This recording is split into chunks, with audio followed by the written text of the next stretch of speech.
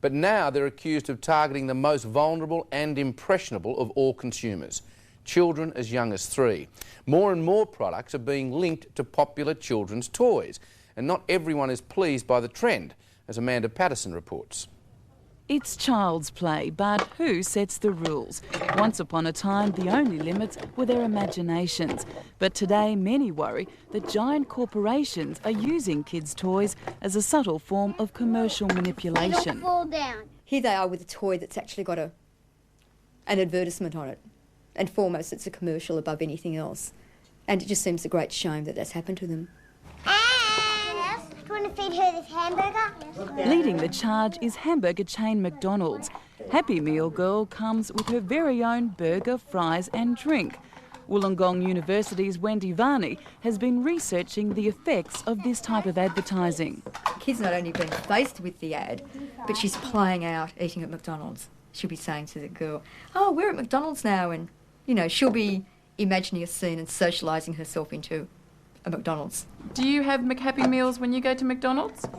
By introducing the children to certain brand names early, then you've got them for life.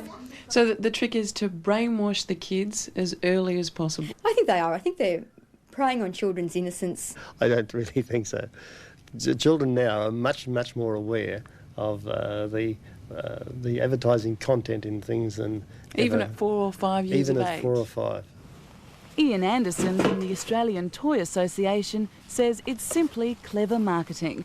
These toys are best sellers. A good product with a good licence attached to it will sell better than just a product which doesn't have some sort of identity to a child. So much so, competition to stamp big brand name licences on toys is fierce. The licensee gains greater awareness of their product. We gain greater sales. Greater sales is greater volume. Greater volume is a lower price. But this isn't like the real thing. I know. So what's so good about this one? It's a Game Boy that has water in and you've got to try and get the hoops onto the sticks. They're big players, so they can afford to do a great deal of advertising, and they can afford to do a lot of research on children to see the sorts of things that they can hook them into. More often than not, that hook is junk food. Barbie now drinks only Coca-Cola. And of course, she also has Coca-Cola written on her little vest there. So little yeah. girls would only want Coca-Cola? I think they'd think Coca-Cola was pretty good if Barbie had it. And what does Barbie eat? Nestle chocolate products. Have you eaten one of these? Yes. Do you like them? Yes. Would you buy one? Yes. Do you know what this is? Yeah. What is it? Quick.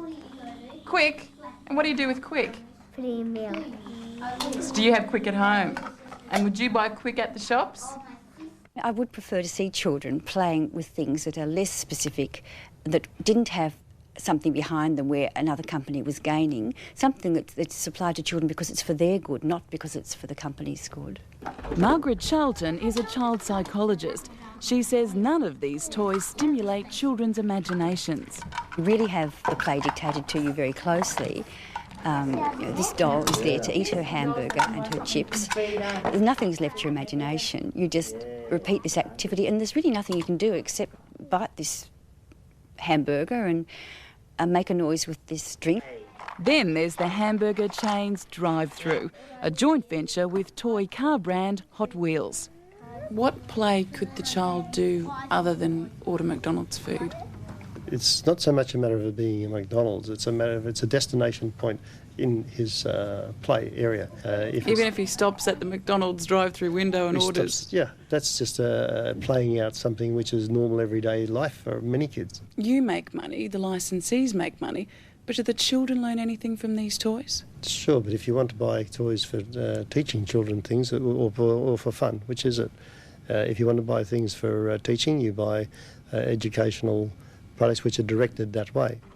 The concern for parents is that this brave new commercial world of kids' toys has already lost its innocence, and every naive move is likely to sell them something. It seems that may already be too late to change. It'll be a very brave parent that'll simply put their foot down and say they can't have any of these at all. But if they discuss them with their children, at least the children might come to understand that these toys are actually serving other people's interests and not just children's. Chocolates, chips and soft drink? We can't work out how Barbie stays so slow.